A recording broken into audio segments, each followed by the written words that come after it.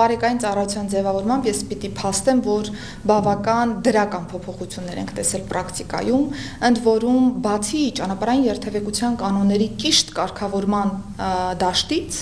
մեզ համար առաջնային է եղել նաև հանցավորության կանխարգելման, բացահայտման բլոկը եւս պարեկային ծառայության առումով։ Անցած տարվա կտրվածքով հազարավոր դեպքեր ենք ունեցել, երբ որ պարեկային ծառայողների կողմից անմիջապես կամ նրանց մասնակցությամբ ունեցել ենք հանցագործության դեպքերի բացահայտում, ընդ որում առավելապես դրանք եղել են թմրամիջոցների հայտնաբերման դեպքեր, դրանք եղել են նաև ապօրինի պահվող զենք զինամթերքի հայտնաբերման դեպքեր եւ այսպես շարունակ։ Կարևորում եմ այն հանգամանքը, որ ծառայության ձևավորումը պիտի հասներ իր կարևոր նպատակակետերից մեկին, որը կոռուպցիոն ռիսկերի նվազեցումն էր այս համակարգում, եւ ուրախությամբ պիտի փաստեմ, որ այս դեպքում վստահաբար մենք հասել ենք թիրախին, որովհետեւ թե Երևանի եւ թե նաեւ մարզերի մակարդակում ունեցել ենք տասնյակ դեպքեր եւ պարեկային ծառայողները իրենք են ահազանգել իրենց առաջարկվող կաշառքի դեպքի մասին եւ հենց իրենք էլ բերման են ենթարկել իրավախախտին։ Ըստ այդմ մենք ունեցել ենք հարուցված քրեական վարույթներ, որոնք բնականաբար պիտի ունենան համապատասխան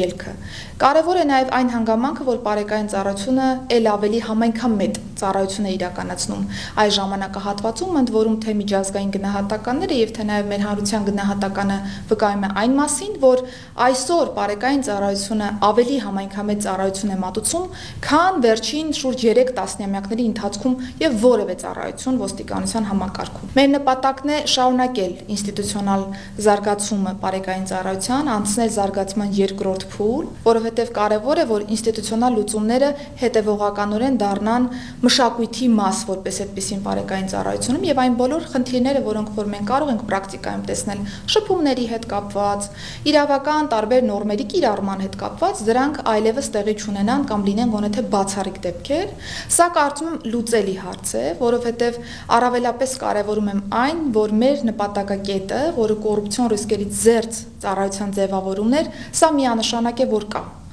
Կան դեպքեր, երբ որ մեր ծառայողները կարող են ներգրաված լինել որոշակի իրավախախտումների կամ առերևույթ հանցավոր դրսևորումների շրջանակներում, բայց ինչն է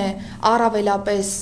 արժանահիշատակ, որ դրանք առաջացնում է պետության հստակ արձագանքը այս դեպքերում։ Այսինքն, կա որևէ խնդիր, այդ դեպքերը ընթացքավորվում են, այդ թվում նախարարության ներքին անվտանգության եւ հակակոռուպցիոն վարչության կողմից եւ հետագայում բնականաբար ըստ ստանդարտի տրվում են համապատասխան